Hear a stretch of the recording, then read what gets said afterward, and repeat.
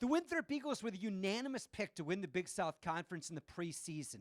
The Eagles are 8-3 entering Big South Conference play. Mike, they've shown why they're the favorite.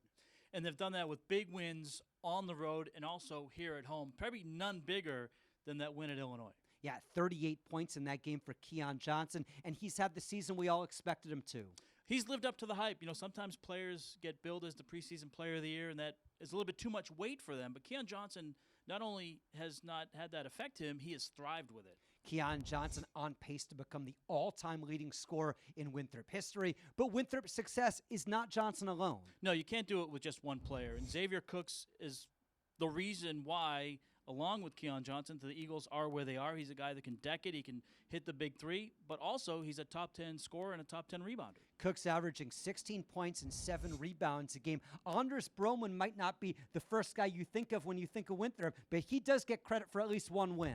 Well, that banked-in three at the end of the Furman game is going to be a highlight that lives in Winthrop history. Terrific shot. Winthrop's not the only team that's picked up big wins this year. Gardner-Webb beat Nebraska. That's big for the conference, Dave, because one team just can't do all the winning in non-conference games. It has to be a collective effort to help that RPI for the entire conference. But that was a huge win for Gardner-Webb. And when you look at that running Bulldog roster, Tyrell Nelson does it on both sides of the court. Well, people that live in the Charlotte area are very familiar with the name Tyrell Nelson, but he's a player that's top 10 scorer in the league as well, and he's also a first-team preseason selection. I think some people thought UNC Asheville might be down. They had a couple of key losses from last year's team, but they've picked up right where they left off. Two key guys from the conference championship last year when they beat Winthrop, but they have Ahmed Thomas coming back, and he's a guy that's a top 10 scorer in the Big South Conference. Thomas has grown into his role, and freshman Maceo Teague is playing a major role for head coach Nick McDevitt. Maybe the most exciting player in the league, though, is that kind of underthought of and forgotten Campbell. Yeah, Chris Clemens, again, is a top 5 scorer, averaging 20 points per game. And whenever you see his highlights, it's like a human highlight reel. And the Camels play that unconventional Princeton offense that's awfully tough to get ready for.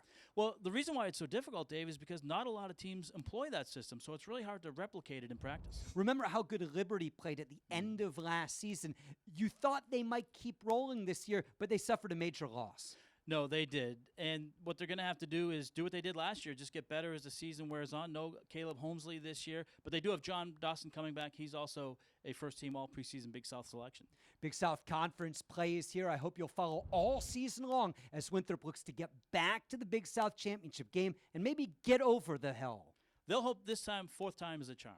Join us all season long on the Big South Network.